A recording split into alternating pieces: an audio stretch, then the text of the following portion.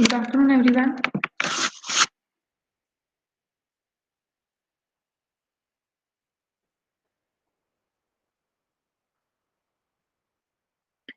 So, what we were discussing in the last session?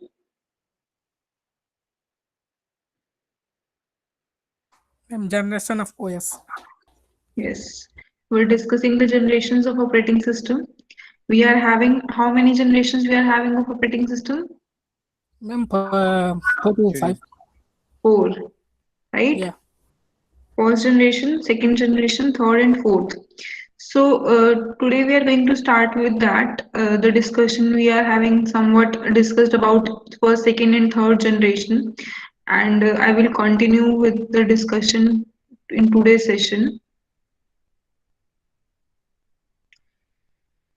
So basically, these four are the generations we are having in operating system. देखो ये जो generations की हम बात कर रहे हैं, as per we are talking about the computers come into the picture and then operating system comes into the picture. Is operating system is available at that time or not? So we are having some generations कि किस time पे operating system available था, अगर था तो वो कितना काम कर सकता था, in which way the operating system was working. That's why we are having types of operating system with us, right? So in a way you can say that types of operating system you can relate with the generations, right? So basically in the first generation, I'm giving you some brief. Basically in the first generation we are having a simple, we do not having any operating system. We are having the machine in the form of analytical engine or mechanical components. At that time no operating system was there, manual things were done in the computers. Then in the second generation we come up with the some, we are having operating system in it, and that was very simple. It will perform operations like we will insert some job in it and it will give the result to us. That was very simple operating system at that time available, and it will present in always memory, and the major task is to transfer the control from one job to another job, right? So in the next second generation what we are having, basically if you remember about the things, in the first generation we are having these vacuum tubes and plug boards, right? In the form of vacuum tubes and plug boards, आप plug boards की form में input output देते हो, plug boards की form में input devices को insert करते हो, and you will get the output in the form of punch cards, right? This was the first generation. Then we are having the second generation in which we are having transistors and batch system. So basically you will get to know that ki in batch system we are having, IBM has introduced two of the system, that is 1401 and 7094. So first of all I will discuss here one thing, that is batch processing. Batch systems का क्या मतलब है? We are having a concept of batch processing, in which we are having operating system of batch systems. तो batch processing का क्या मतलब है यहाँ पर कि we suppose we are having here a CPU, right? And with that, if I'll talk, just a minute, huh?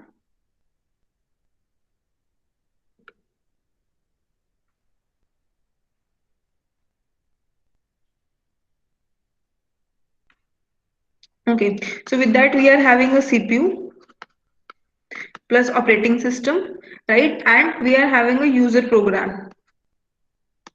ठीक है, यूजर प्रोग्राम होता है, ऑपरेटिंग सिस्टम होता है और सीपीयू होता है. अब इसमें कैसे काम होता है, हमें पता है कि हम सीपीयू को कोई ना कोई ऑपरेशन देते हैं, कोई ना कोई टास्क देते हैं और उसकी फॉर्म में काम परफॉर्म होता है. तो अगर मैं इसकी बात करूं about the second generation, we are having batch operating systems. Batch operating system का क्या मतलब है? गिव मी अ 1 minute, हाँ. In batch systems, let me insert.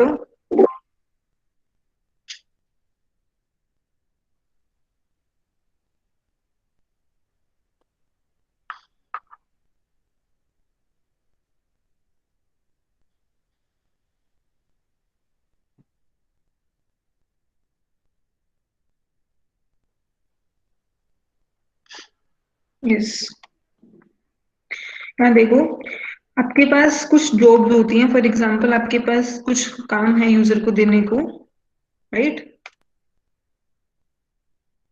You are having job 1,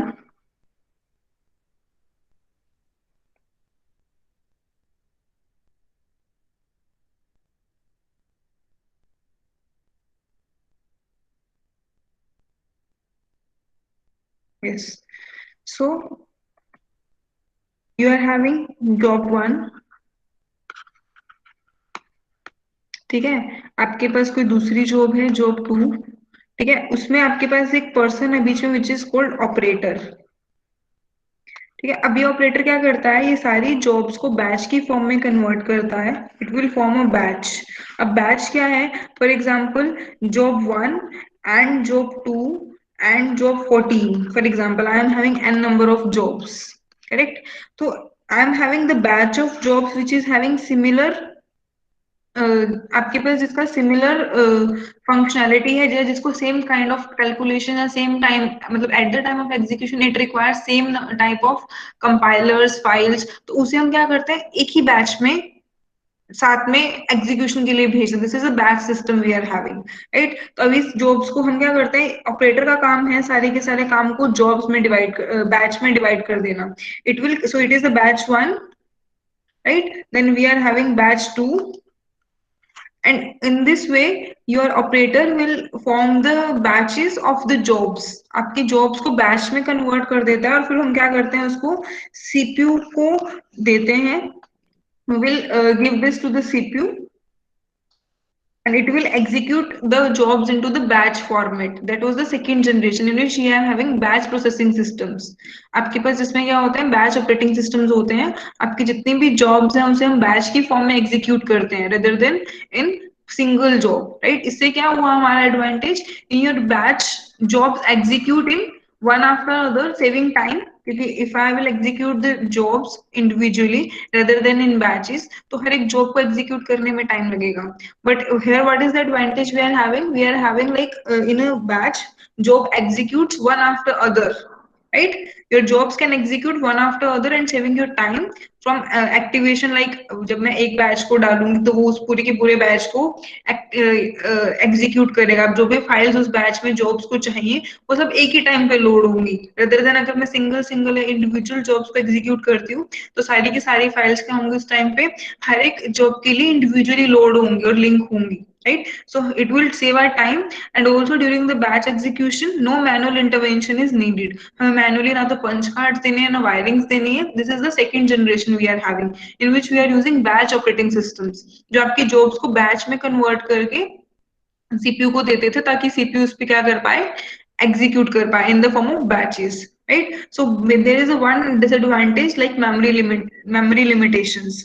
We do not having that much sufficient memory कि हम सारे, for example in batch one, जैसे कि मैंने एक बैच बना दी है उसमें मेरे पास कुछ जॉब्स हैं, ठीक है, I am having job one job two job three, तो सारी की सारी जॉब अब इस बैच को मुझे एग्जीक्यूट करना है, तो मैंने सीपीयू को दिया इसे एग्जीक्यूट करने को, तो सीपीयू क्या करेगा, अब इस पूरी की पूरी जॉब को, इस पूरे के पूरे बैच को पहले मेमोरी में लोड करेगा, ठीक है, because with CPU we are having operating system and memory ना, तो पहले इस जॉब को एग्जीक्यूट करने के लिए इस पूरे सिस्टम में मुझको क्या चाहिए, जैसे ही मैं इस बैच को यहाँ दूंगी तो CPU have to load this whole batch into your memory, right. तो मेमोरी में लोड करेगा, तो due to this if I am having a batch of 300 और 400 jobs, in that case we are having a limitation of memory in this batch processing system, क्योंकि अगर मैं सारे के सारे जॉब्स को जिनका सेम काम है, मतलब जिनको सेम टाइप के फाइल्स कंप्यूटेशन या लिंकर लोडर्स या कंपाइलर्स चाहिए, मैं उनको एक ही बैच में कंप्यूटर को देती हूँ, तो उस टाइम पे क्या था, there is a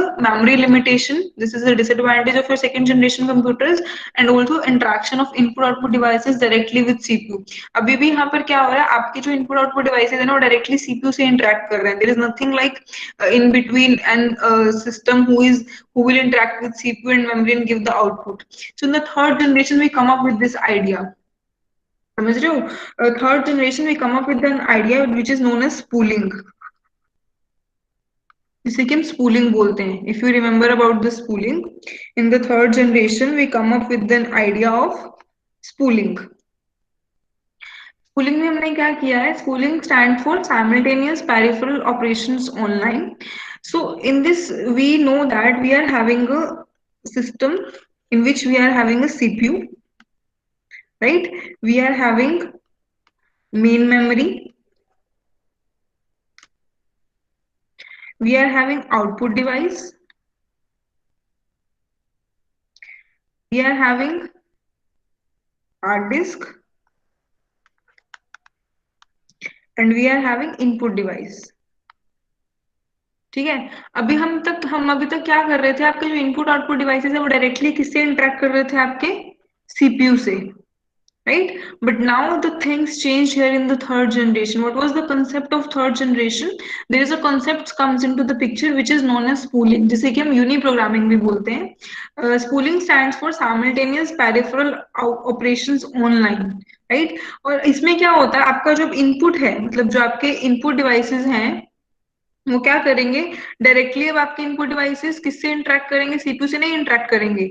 it will interact with your main memory first. अभी जैसे हम कोई भी चीज सेव करते हैं तो पहले वो क्या करेगा, मेन मेमोरी से इंटरेक्ट करेगा, मतलब जिसको उसको जो भी सेव करना है ना या जो भी उसे फेच करना है, तो वो डायरेक्टली सीपीयू को नहीं बोलेगा, it will go further and interact with your hard disk. अब हार्ड डिस्क से क्या होगी, वो फाइल लोड होगी मेन मेमोरी में लोड होगी, तो अब सीपीयू क्या करेगा, सिर्फ मेन मेमोरी से इंटरेक्ट करेगा. What is the advantage here, we are having input and output devices which are not digital. We are having input and output devices which are not digital devices. Only CPU and your main memory is your digital devices. तो जब digital devices आपस में interact करते हैं तब आपका जो system है वो ज्यादा फास्टर काम कर सकता है.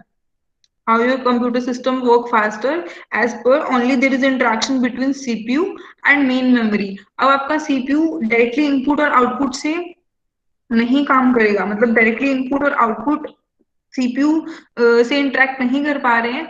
Input and output devices are interacted to one of the person in between, that is they will get the things from disk. Disk में वो डेटा स्टोर करेंगे, डिस्क से डेटा फेच करेंगे, डेटा मेन मेमोरी में आएगा, main memory से data CPU से के पास जाएगा, सीपीयू से परफॉर्म करेगा, फिर से उसे मेन मेमोरी में देगा और मेन मेमोरी से कहाँ आएगा, आउटपुट डिवाइसेस में. और अगर उसे सेव होना है तो उसे हार्ड डिस्क में पहले सेव कर देंगे और फिर उसे आउटपुट डिवाइसेस से रिजल्ट मिलेगा.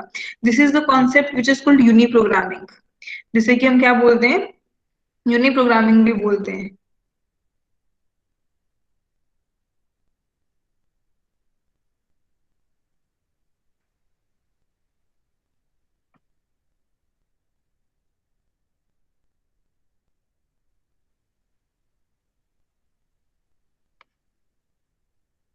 Right. So, in the third generation, which technology comes up into the picture? That is integrated circuit, operating systems was present, and language we are using high level language. अब third generation में spooling क्या था, uni programming concept है.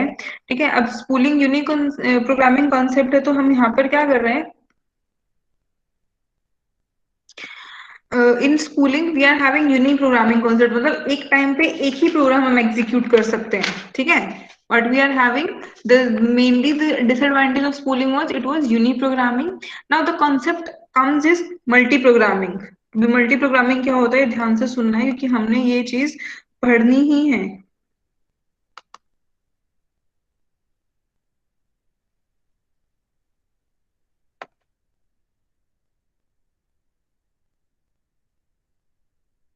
Right, so what is multi-programming here? We know that in third generation we comes up with the multi-programming. Multi-programming का क्या मतलब है, यहाँ पर मेरे पास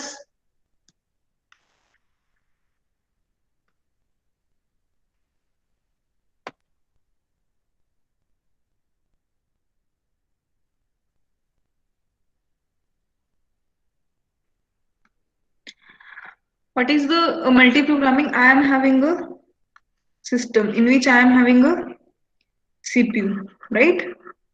अब सीपीयू है, हमें पता है कि सीपीयू एक ऐसा डिवाइस है जो सारे के सारे ऑपरेशंस को, सारे के सारे प्रोसेसेस को एग्जीक्यूट करता है. तो अभी हमने क्या किया था, एक टाइम पे हम एक ही काम करवा पा रहे थे यूनी प्रोग्रामिंग में. अब हमने क्या किया है, देयर इज अ सीपीयू. ठीक है, अब सीपीयू के साथ हमने यहाँ पर we are having a stack of processes. We are having operating system in the memory. Also we are having, for example, P1, P2, and probably P3. We are having three processes available at the same time, and we are having a main memory with that. This is your main memory. अब आपके main memory से जो भी processes ready हैं execute होने के लिए, उन सभी प्रोसेसेस को हम क्या करते हैं, यहाँ पर आपकी secondary, sorry this is your secondary memory, हम उसे सेकेंडरी मेमोरी से कहाँ लोड कर देते हैं, आपकी मेन मेमोरी में। मेन मेमोरी में ऑलरेडी ऑपरेटिंग सिस्टम हमारे पास होता है। तो मल्टी प्रोग्रामिंग का कॉन्सेप्ट क्या है? Multi programming means more than one processes in the main memory, this is called multi programming. अब इसका मतलब ये नहीं है कि you are executing multiple processes at the same time. देखो सीपीयू मेरे पास एक ही है, ठीक है, एक ही सीपीयू, मतलब मैं एक टाइम पे एक ही प्रोसेस को एग्जीक्यूट कर सकती हूँ। मल्टी प्रोग्रामिंग डजंट मीन कि I am executing multiple processes at the same time, it means I am having multiple processes in the main memory. If at some moment of the time P1 is using CPU, for example, right, for example CPU किस कौन use कर रहा है, एक time पे P1 use कर रहा है, ठीक है। अब किसी इसी टाइम के बाद P1 को फॉर एग्जांपल प्रिंटर चाहिए, दिस इज एन इनपुट और आउटपुट डिवाइस, राइट। अब P1 को क्या चाहिए, तो उसने क्या किया, सीपीयू को वेट करना पड़ा कि जब P1 फ्री होगा इस प्रिंटर से, प्रिंटर का काम खत्म होगा, तब P1 आएगा, फिर से सीपीयू पे हम इसे शेड्यूल करेंगे और सीपीयू अपना काम शुरू कर पाएगा। तो हमने इस कॉन्सेप्ट को क्या किया, हमने इस कॉन्सेप्ट को कैंसिल ही कर दिया, we are not using this things. अब हमने क्या किया, we are using multiple processes in a main memory. हम मेन मेमोरी में एक टाइम पे मल्टीपल प्रोसेसेस को रखते हैं। अब जिस भी प्रोसेस को सीपीयू की रिक्वायरमेंट होगी, वो प्रोसेस क्या करेगा, सीपीयू को यूज करेगा। अब इस टाइम पे सीपीयू क्या नहीं रहेगा, आइडल नहीं रहेगा। बट इट डजंट मीन कि we are executing multiple processes at the same time. For example P1 is using CPU first, अब इसको कोई काम है तो इसने क्या किया, सीपीयू को आइडल छोड़ दिया है और अपना कुछ और काम किसी और डिवाइस से कर रहा है। Now P2 is also ready to execute. Now at that time P2 will hold the CPU and use the CPU. In this situation your CPU will not become idle and you will maximize utilize the CPU. Are you getting what is the concept of multi-programming? Basically, in multi-programming, we are more than one processes in main memory, right? Which are ready to execute. अभी जो भी आपके process होते हैं जो ready to execute होते हैं उसे हम कहाँ रखते हैं, मेन मेमोरी में। तो मल्टी प्रोग्रामिंग का कॉन्सेप्ट यही है कि हम उन प्रोसेसेस को जो एग्जीक्यूट करने के लिए रेडी हैं उन्हें हम कहाँ रखते हैं, मेन मेमोरी में रखते हैं, ठीक है। और मल्टी प्रोग्रामिंग में क्या हुआ, जैसे for example some of the process generally require CPU time. Generally क्या होता है, प्रोसेसेस को सीपीयू का टाइम रिक्वायर होता है, लेकिन इनपुट आउटपुट टाइम रिक्वायर होता है, और भी उसको जो भी काम करना है वो सब करता है वो सिस्टम पे। लेकिन if process is running performs input output devices और some another event which is not require CPU, अगर जो प्रोसेस रन कर रहा है उसे सीपीयू नहीं चाहिए, उसे कोई और इवेंट परफॉर्म करना है, तो वो क्या करेगा, दूसरे इवेंट को एग्जीक्यूट करेगा और उस टाइम पे सीपीयू उसकी बजाय कोई और प्रोसेस यूज करेगा। And CPU makes a context switch, what I am saying here,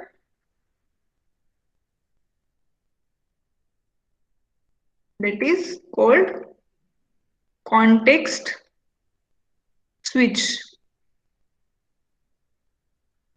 CPU will perform context switch, मतलब एक प्रोसेस से दूसरे प्रोसेस पे वो ऑटोमेटिकली स्विच कर जाता है।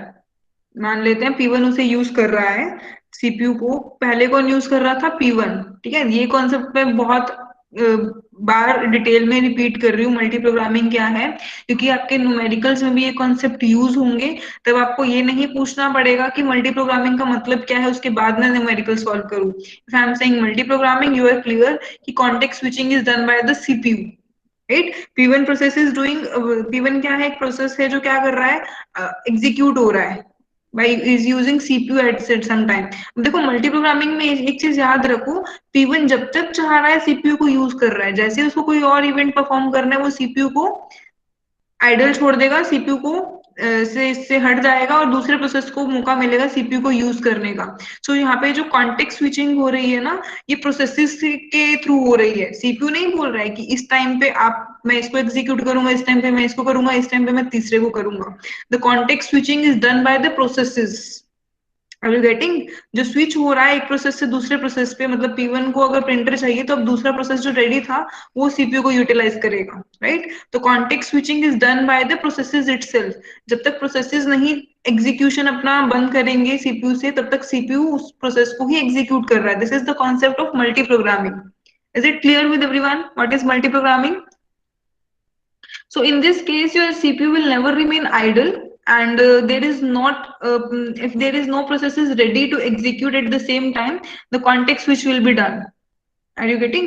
There are number of processes. अब हम क्या करते हैं मल्टी प्रोग्रामिंग के केस पे, हमारा मेन फोकस क्या था ऑपरेटिंग सिस्टम से जो हम बात कर रहे हैं जनरेशंस की, the multi programming concept into the picture in third generations. If you have seen this picture, जब आपके ये कंप्यूटर्स आए थे तब ये काम हो रहा था.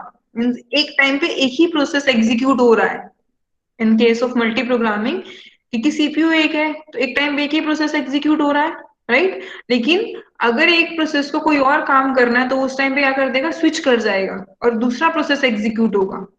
अब उस केस में क्या लगता है कि आपका जो है वो काम हो रहा है. इससे क्या होगा, what are the advantage of multi programming? CPU utilization high हो गया, अब हमारा सीपीयू आइडल नहीं रह रहा है. There is less waiting time and less response time. Are you getting? Would you know what is waiting time and response time? That we will discuss in I think that we will discuss I think in numericals, that is response time and waiting time. Waiting time और response time actually basically क्या मतलब है यहाँ पर, कि किसी भी process को एग्जीक्यूट होने के लिए मेनली क्या चाहिए होता है, सीपीयू, राइट? तो मैक्सिमम उसको सीपीयू का टाइम चाहिए, तो उसे वेट कम करना पड़ेगा. जैसे मान लो किसी और ने स्विच किया तो उसे सीपीयू मिल सकता है. और दूसरी बात क्या है, रिस्पॉन्स टाइम. जैसे प्रोसेसेस वेट कर रहे हैं ना क्यू में in the main memory, they are waiting for the CPU, because CPU is the main hardware they require for processing. So they are basically waiting for their for its processing, so they will execute, right? So आपका जो response time है, अब क्या होगा, हर एक process को time मिलेगा CPU से. जैसे ही दूसरे ने स्विच किया किसी और इवेंट पे, आपका सीपीयू दूसरे प्रोसेस को मिल जाएगा. So we will, in this way we can reduce the waiting time and response time, right? And what else is the advantage of multi programming? That we can extend the multiple user. Yes, we can extend. And also it is very useful and when load is more. When your load का क्या मतलब है, जो आपके users ज्यादा, users का मतलब ये नहीं कि एक ही टाइम पे एक पर्सन एक कंप्यूटर को 10 लोग यूज कर रहे हैं. when you are using multiple programs at the same time, multiple processes at the same time, it is the concept which is comes into the picture, and maximum time it is very useful, right? This is the concept of multi programming. Another concept comes into picture when we talk about the third generation, that is your multitasking. अब multi programming तो third generation में हमारा ये जो था concept आ चुका था. I had already said you in the third generation we are come up with an ICs, integrated circuits. ठीक है, ट्रांजिस्टर्स की जगह हम इंटीग्रेटेड सर्किट्स यूज करने लगे हैं. इंटीग्रेटेड सर्किट्स तो आप लोगों ने ऑलरेडी ये देखे ही हैं. In your motherboard, this is your integrated circuits. You are having your processor, memory connected through resistors and system buses, right? And so it provides a multi-programming concept in third generation, so that user can use multi-programming at the same time. So what is third generation? Integrated circuits are there, operating system is available, and high level language is there, right? So this is the concept of third generation, that is multi-programming. Already written partition the memory into several pieces with different job in each partition. While one job was waiting for input output to complete, another job could use the CPU. This is the concept, right? Now what is the fourth generation? A fourth generation जो अभी तक till present we are using, from 1980s to till present, the systems we are using are the fourth generation computers or operating systems we are having. It is using large scale integration. You can see this is the motherboard we are using in the CPU in the computer systems. Large scale integration क्या है, हमारे पास circuits हैं, chips हैं जिसमें thousands of transistors use होते हैं.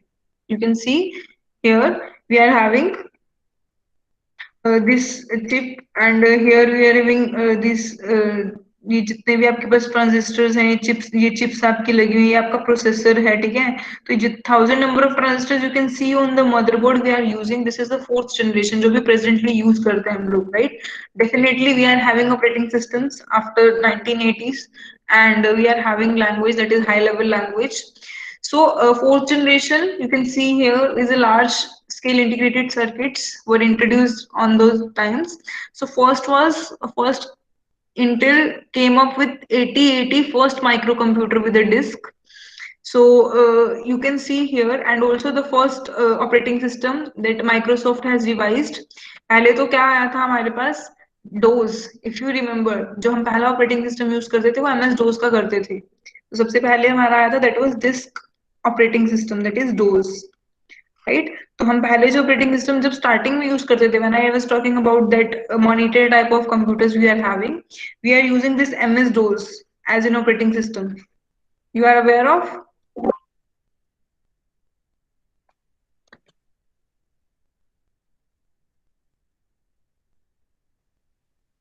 Yes, so we are using this MS-DOS at that time, and then after that operating 1980s के बाद सबसे पहला जो हमारा ऑपरेटिंग सिस्टम आया था वो MS-DOS था, जिसको हम एज अ मल्टी, जिसमें मल्टी प्रोग्रामिंग था. So you can see here, from the first generation to the fourth generation, we are having this vacuum tubes of or plug boards. Then to the second generation, we are having this transistors and batch systems, batch processing. Then when we move to the third generation, we are having this integrated circuits with the concept of multi-programming. See, this is the technology, this is the circuits, electronic components. These are the transistors and vacuum tubes. And the second thing, we are talking about the operating system. Right. इस time पे first generation में कोई operating system नहीं था, plug boards और punch cards हम use करते थे. सेकंड जनरेशन के टाइम पर हम बैच प्रोसेसिंग यूज करते थे. थर्ड के टाइम पर हमारे पास मल्टी प्रोग्रामिंग का कॉन्सेप्ट आ चुका था, जिसमें हम हमारे पास सीपीयू, फिर मेन मेमोरी, सेकेंडरी मेमोरी, ये सब कॉन्सेप्ट आ चुके थे. Then in the fourth generation we are using till, that is our personal computers, and it uses the technology of large scale integrations. Right, so this is the generations of your operating system, in which you can see that how your operating systems comes from where to where.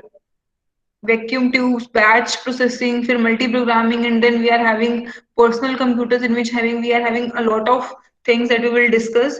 तो आपके जैसे जैसे generations change होती गई, आपके operating systems introduce होते गए. Right, so basically that is the main thing that you should learn here.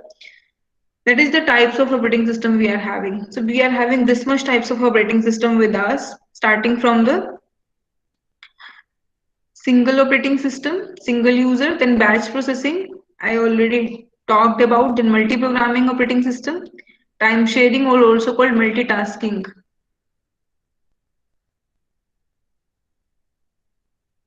Right, then real-time operating system, then distributed operating system, and then modern operating system. So we will discuss one by one each and every operating system we are having. So basically we are having single user, batch processing, multi-programming, multitasking. Also we are having there one that is multi-processing.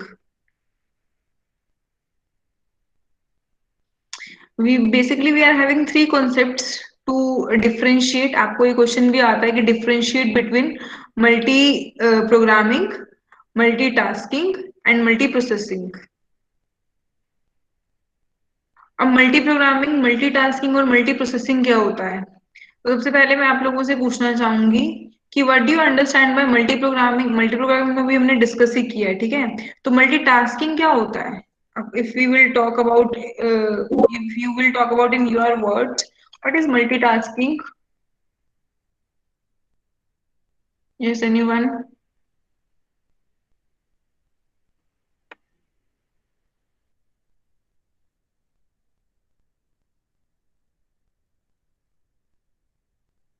Time slice is there, okay. Generally operating system की बात छोड़ देते हैं. Multitasking हम किस बात के लिए बोलते हैं? हम बहुत सारे लोगों को बोलते हैं कि ही और she is a multitasker, at a time do multiple work, correct, to run multiple programs at a time, okay. तो बेसिकली अगर हम इस performing many task simultaneously, okay, just perform many task performs at a time, okay, watch a TV and do homework, yes, correct. तो जैसे कि हम खाते हैं फिर टीवी देखते हैं, फिर हम आजकल टीवी तो नहीं देखते हैं, आजकल हम खाना खाते हैं साथ साथ फोन चलाते हैं, that is multitasking. We are saying, इसी बात को हम बोलते हैं ना कि एक से ज्यादा काम हम एक साथ कर रहे हैं. Right, so that is multitasking in general we are talking about. So same we are having the concept of multi programming, multitasking and multiprocessing here. अब ये सब क्या होता है? Okay, let's discuss these three concepts.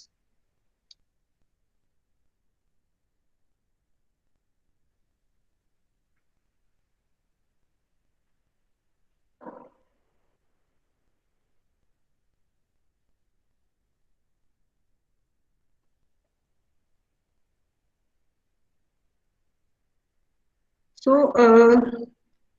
सबसे पहले multi programming की जो हमने बात की, हमारे पास क्या है, we are having a CPU, right? In this we are having number of processes available in our main memory. ये हमारी मेन मेमोरी है। मेन मेमोरी में हमारे पास ऑपरेटिंग सिस्टम अवेलेबल होता है, और the processes which are ready to execute हम उसको हमारी मेन मेमोरी में प्लेस कर देते हैं। ठीक है, we are having P1 P2 up to Pn, the processes which are ready to execute. तो ये हमारे पास सेकेंडरी स्टोरेज से हम मेन स्टोरेज में रखते हैं। This is our secondary storage, this is our secondary memory, right? तो मल्टी प्रोग्रामिंग का कॉन्सेप्ट है कि जितने भी हमारे पास प्रोसेसेस हैं which are ready to execute, we will put all these processes into the main memory. हम उसे सबको मेन मेमोरी में लोड करते हैं। P1 को सीपीयू को यूटिलाइज करना है, तो वो क्या करेगा, उसे यूज करेगा। ठीक है, मान लेते हैं सबसे पहले हमने P1 को शेड्यूल किया। The words I am using schedule, I will explain these words to you as well. तो मैंने पहले सबसे पहले P1 को क्या किया, शेड्यूल किया मेन मेमोरी में। ठीक है, उसके सॉरी P1 को शेड्यूल किया सीपीयू पे, मतलब P1 सबसे पहले क्या कर रहा है, सीपीयू को यूज कर रहा है। उसके बाद अगर मान लेते हैं P1 को कोई और इवेंट करना है, कोई और काम करना है, तो वो क्या करेगा, सीपीयू को आइडल छोड़ देगा। उस टाइम पे सीपीयू आइडल नहीं रहता, उस टाइम पे सीपीयू P2 प्रोसेस को एग्जीक्यूट करता है। That's why we are loading multiple processes into the main memory. ठीक है, ये तो हुआ मल्टी प्रोग्रामिंग का कॉन्सेप्ट। अब देखो दूसरा भी देखो, देर इज नथिंग, यहाँ पर इतना ज्यादा डिफरेंस नहीं है। आप मल्टीटास्किंग को देखो, सेम सी चीजें लगेंगी आपको, फिर आपको बताना है कि क्या डिफरेंस देखा आपने। अब मल्टीटास्किंग क्या है, मैंने सेम ही मेरे पास सीपीयू अवेलेबल है। ठीक है, मेरे पास मेन मेमोरी भी अवेलेबल है, और मेन मेमोरी पे मैंने क्या किया, यहाँ पर मेरे पास मल्टीपल प्रोसेसेस अवेलेबल हैं। ठीक है, दिस इज योर, मैंने यहाँ से सेकेंडरी स्टोरेज से यहाँ पर इसे लोड किया। But in the concept of multitasking, what is the things occur, multitasking में एक्चुअली हम फेयर शेयर,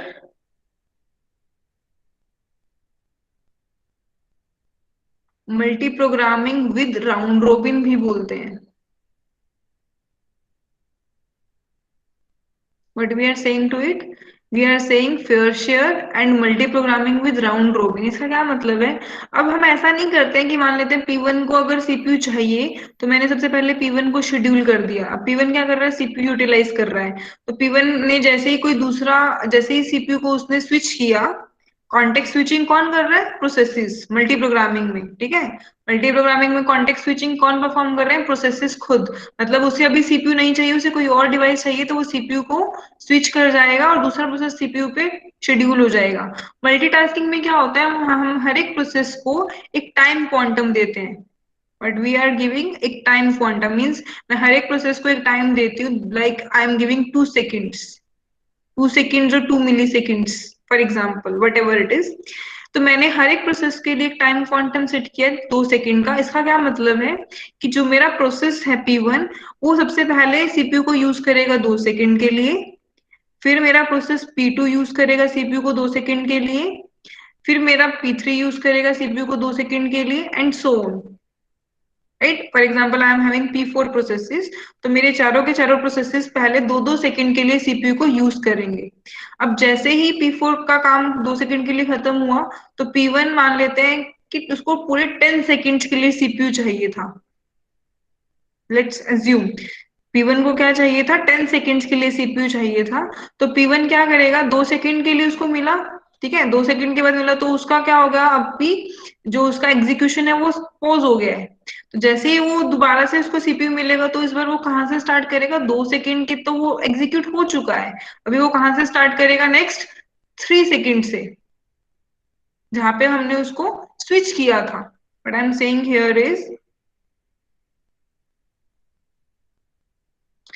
कि जैसे ही आपके सीपीयू को आप प्रोसेसेस मान लेते हैं P1 है, P2 है, P3 है, और P1 कितना टाइम चाहिए उसको, 10 सेकंड चाहिए, ठीक है. P2 कितने टाइम चाहिए, 5 सेकंड चाहिए, और P3 को कितने चाहिए, 3 सेकंड चाहिए. Let's assume that, right. P1 को एग्जीक्यूशन कितने टाइम के लिए परफॉर्म करना है, 10 सेकंड के लिए, P2 को 5 सेकंड के लिए, और P3 को 3 सेकंड्स के लिए. अब हम मल्टीटास्किंग में क्या करते हैं, this is the concept of multitasking. Multitasking का मतलब यहाँ पर ये बिल्कुल नहीं है कि हम एक ही टाइम पर मल्टीपल प्रोसेसेस को एग्जीक्यूट कर पाए, because we are having only one CPU and we know that we can not violate the hardware property. जैसे कि मेरे पास एक ही सीपीयू है, तो मैं एक ही सीपीयू किसको दे सकती हूँ, एक ही प्रोसेस को दे सकती हूँ. जैसे कि प्रिंटर है, अब एक ही प्रिंटर है तो एक टाइम पे एक ही प्रोसेस को दे सकते हो, उससे ज्यादा किसी को नहीं दे सकते. वैसे ही अगर मेरे पास एक ही सीपीयू है, तो मैं एक टाइम पे एक ही प्रोसेस को एंटरटेन कर सकती हूँ. This is I can do. अभी फिर हम इसे मल्टीटास्किंग क्यों बोल रहे हैं, मतलब मेरे पास ऐसा क्यों लग रहा है कि this is multitasking I am performing. देखो यहाँ पर क्या होता है, जैसे कि P1 को मैंने बोला ना कि मैंने एक टाइम क्वांटम डिसाइड किया 2 सेकंड का, ठीक है. 2 सेकंड का टाइम क्वांटम मैंने डिसाइड किया, तो P1 ने पहले 2 सेकंड के लिए यूज कर लिया सीपीयू. अब उसका कितना रिमेनिंग है टाइम, 8 सेकेंड. 8 सेकेंड का एग्जीक्यूशन उसका रिमेनिंग है. अब उसके बाद P2 एग्जीक्यूट होगा कितने सेकंड के लिए, 2 सेकंड के लिए, तो उसका कितना रिमेनिंग रह जाएगा, 3 सेकेंड्स का, ठीक है. उसके बाद P3 को कितने सेकंड्स के लिए चाहिए, 3 सेकंड्स के लिए, लेकिन मिल कितने सेकंड के लिए सकता है, 2 सेकंड के लिए, तो इसका कितना रिमेनिंग रहेगा, 1 सेकंड का, ठीक है. अब जैसे ही P1 को फिर से सीपीयू मिलेगा, तो 2 सेकंड का एग्जीक्यूशन तो उसका कंप्लीट हो चुका है, तो अभी उसका रिमेनिंग कितना, 8 सेकंड. तो हम कहाँ से स्टार्ट करेंगे, 2 सेकंड और देंगे तो कितना रिमेनिंग रह जाएगा, 6 सेकंड्स का.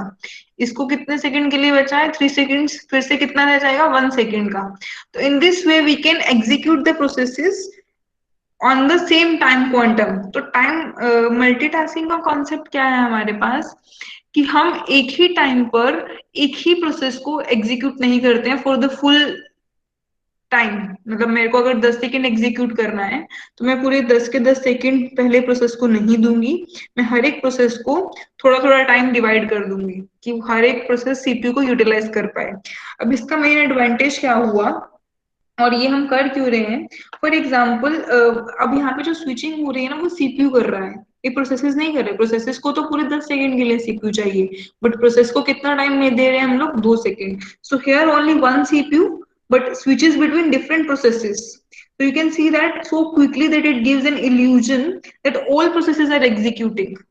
इसमें अगर आप देख पाओ ये बात, कि हम ये एक इल्यूजन दे रहे हैं यूजर को, कि मेरे सारे के सारे जो प्रोसेसेस है वो साइमल्टेनियसली एग्जीक्यूट हो रहे हैं. समझ में आ रहा है. ये तो मैंने 2 सेकंड की बात की. हम अगर कंप्यूटर्स की टाइमिंग देखें, जो प्रोसेसेस हम एग्जीक्यूट करते हैं, we are executing in milliseconds और also in microseconds, right. So इतने कम टाइम के लिए हर एक प्रोसेस को सीपीयू मिलता है कि ऐसा लगता है कि सारे प्रोसेसेस एक साथ एग्जीक्यूट कर रहे हैं. This is the main beauty in the multitasking. Multitasking का क्या मतलब है, फेयर शेयर. और सब सिंपली बात यह है कि हर किसी को फेयर शेयरिंग मिल रही है. ऐसा नहीं कि P1 आया और P1 ने एग्जीक्यूट करना शुरू कर दिया. मान लेते हैं इस केस में, अगर P1 को 100 सेकेंड्स के लिए चाहिए हुआ और P3 को 1 सेकेंड के लिए चाहिए हुआ, तो बेचारे को 1 सेकेंड एग्जीक्यूट करने के लिए 100 सेकेंड्स तो पहले वेट करना पड़ेगा. Are you getting. So in multitasking, what we are having, we are creating an illusion that all the processes are executing at the same time, because we are giving equal time to every process. We are giving equal CPU time to each and every process, and it will also increase the response time of your system. The main idea behind multitasking is response time. अभी response time क्या होता है, response time क्या होता है,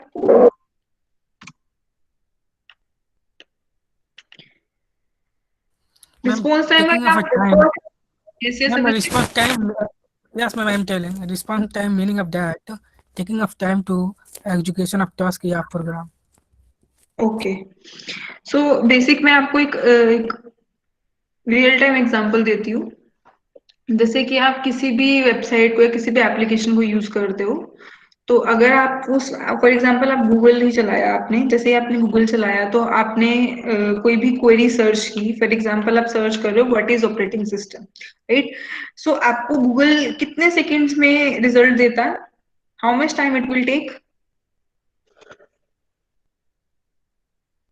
how much time it will take to show the output? In seconds, in milliseconds, कभी कभी तो ऐसे भी लिखा होता है 0.02 seconds the results, this much results in 0.03 seconds. So this is the response time कि कितनी देर में आपको आउटपुट मिल रही है, राइट? जैसे कि अगर, हाँ, अभी हम एक, अगर आप लोगों ने ये फीचर नोटिस किया होगा फेसबुक का, तो पहले क्या होता था, पूरा का पूरा मेन पेज लोड होने में टाइम लगता था, मतलब आपको कुछ भी डिस्प्ले नहीं हो रहा है।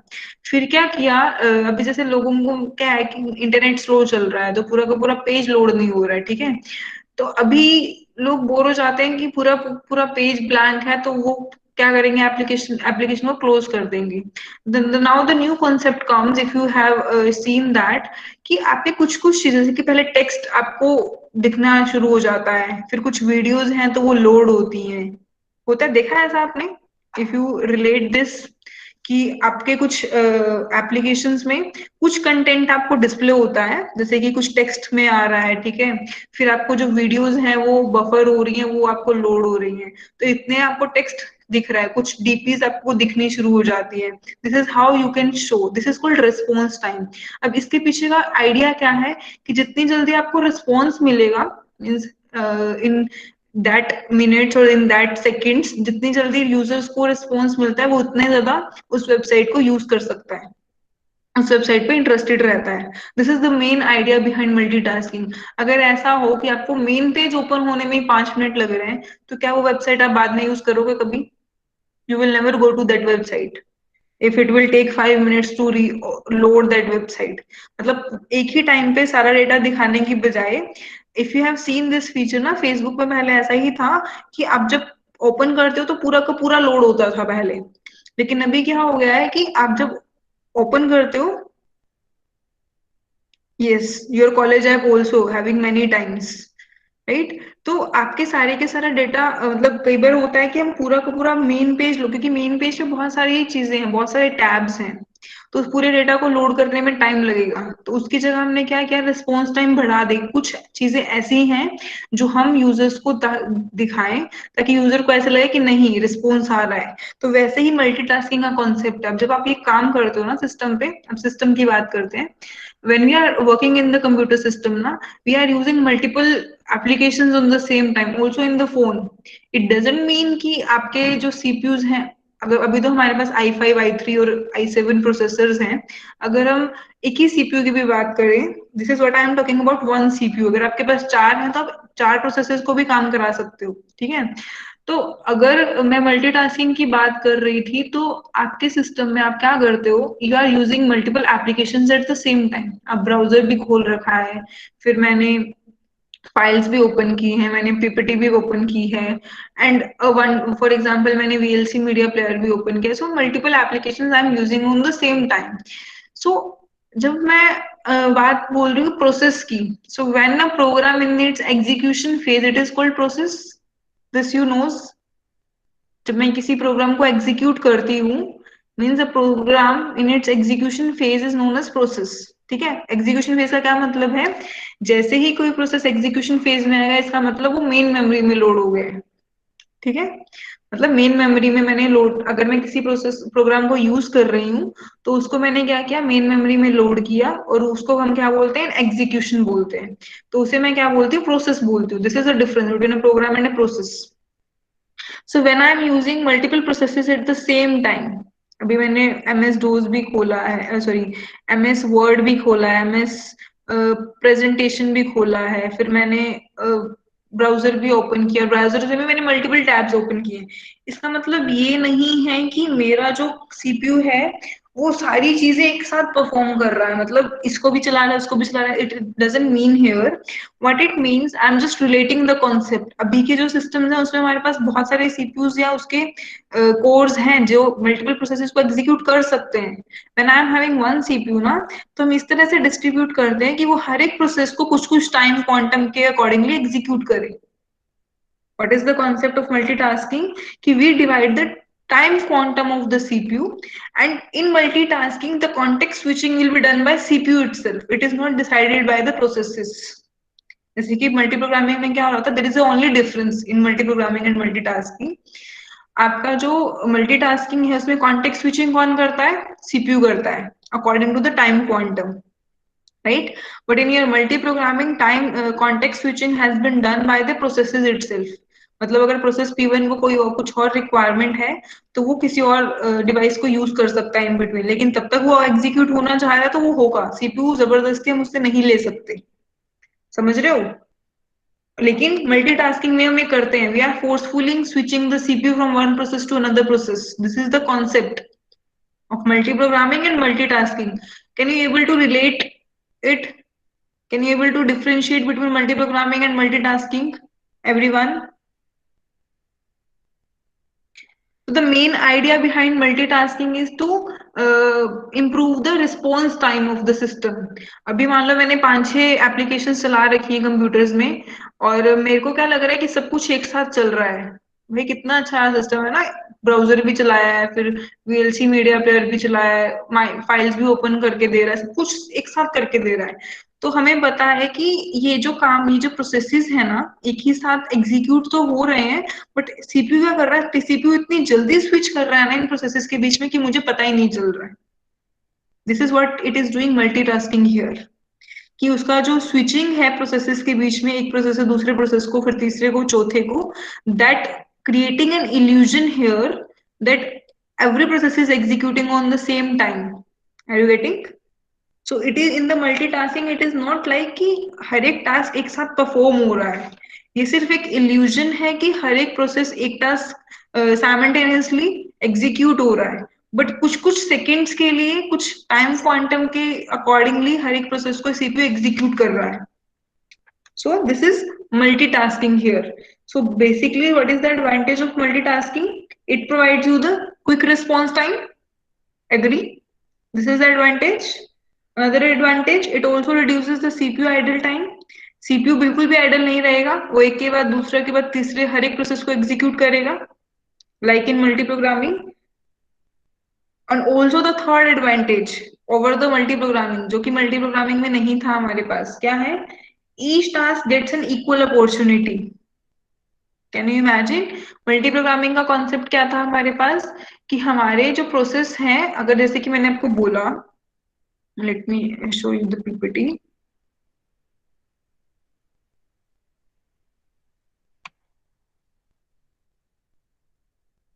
If I am saying you कि इन मल्टी प्रोग्रामिंग आपका अगर सीपीयू है और P1 प्रोसेस है, P1 प्रोसेस को 100 सेकेंड चाहिए एग्जीक्यूट होने के लिए, और अगर मैं मल्टी प्रोग्रामिंग का कॉन्सेप्ट यूज कर रही हूँ, ठीक है, P1 अगर शेड्यूल हो गया ना सीपीयू पे, तो मैं उसे फोर्सफुली सीपीयू नहीं ले सकती. जब तक उसकी पूरी की पूरी जॉब एग्जीक्यूट नहीं होगी वो सीपीयू को यूटिलाइज करेगा, right. But this is the advantage over here in multitasking. और मल्टीटास्किंग में ये एडवांटेज है हमारे पास कि हर एक प्रोसेस को इक्वल अपॉर्चुनिटी मिलती है. ठीक है, अब जैसे मैंने आपको एग्जांपल दिया कि अगर कोई प्रोसेस P1 100 सेकेंड चाहिए उसको एग्जीक्यूट होने के लिए, और P3 जो प्रोसेस है उसका काम सिर्फ 1 ही सेकेंड का है, तो मतलब उसे 1 सेकेंड एग्जीक्यूट होने के लिए क्या करना पड़ेगा, 100 सेकेंड तक वेट करना पड़ेगा. इससे क्या हुआ, आपके सीपीयू, आपके सिस्टम का जो परफॉर्मेंस है वो कम हो रहा है, राइट. तो multitasking gives us the advantage of this issue as well, right? So each task gets an equal opportunity in multitasking, but multi programming में ऐसा नहीं होता है. अगर मान लो मेरे पास 3 प्रोसेसेस हैं, P1, P2 and P3, if and I am using, अभी देखो पहली बात, एक क्वेश्चन किसी ने नहीं पूछा अभी तक कि मैडम आप हमेशा P1 क्यों एग्जीक्यूट कर रही हो पहले. अब ऐसा तो नहीं ना कि 1 2 3 है तो 1 को, 2 को, फिर 3 को, ऐसा किसने बोला है कि 1 सबसे पहले आया और 2 सबसे बाद में आया है? हाँ, nobody asked this.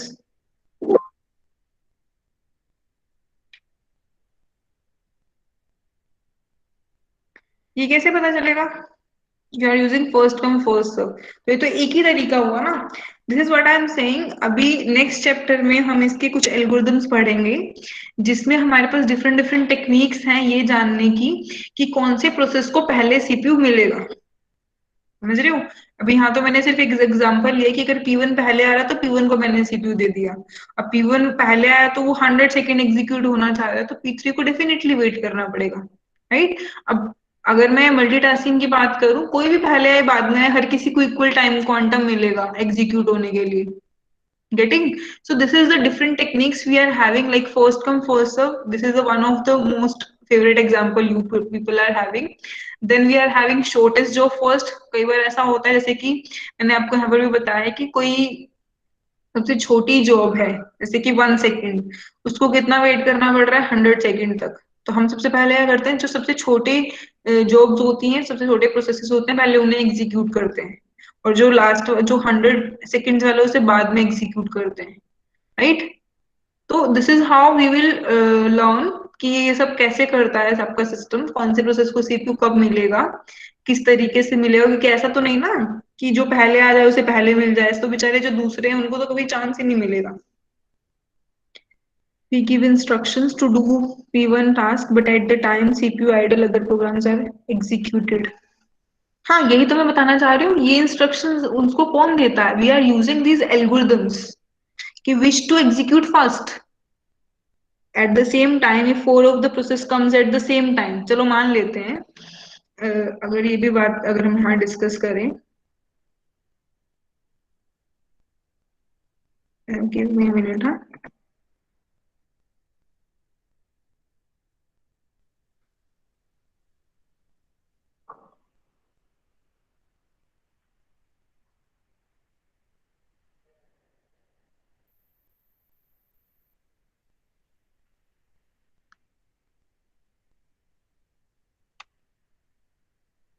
चलो अगर हम ये भी बात यहाँ डिस्कस करें कि हम पहले वाली जॉब को टाइम देंगे, दूसरी वाली जॉब को टाइम देंगे, तो ये सब काम भी आपके ऑपरेटिंग सिस्टम का है।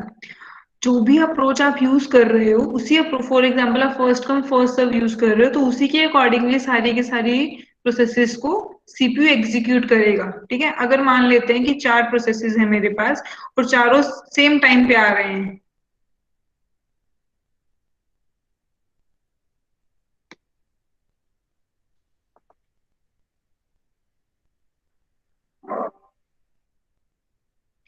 4 प्रोसेसेस है मेरे पास और चारों सेम टाइम पे आ रहे हैं, तो उस टाइम पे क्या होगा? अब फर्स्ट कम फर्स्ट सर्व भी गया ना, which approach we will use? At that time, we are having some approaches or techniques or algorithms that accordingly operating system will decide which process should be scheduled to the CPU first. Right? अब multi programming और multitasking clear है पहले सबको? ये सब हम बाद में डिस्कस करते हैं, क्योंकि इस पे हम न्यूमेरिकल्स करने वाले हैं। You should having an idea what is multi programming and what is multitasking. Everybody, if something is doubt, some कोई भी डाउट है किसी को भी, तो पूछ लो इन दोनों कॉन्सेप्ट में। Okay.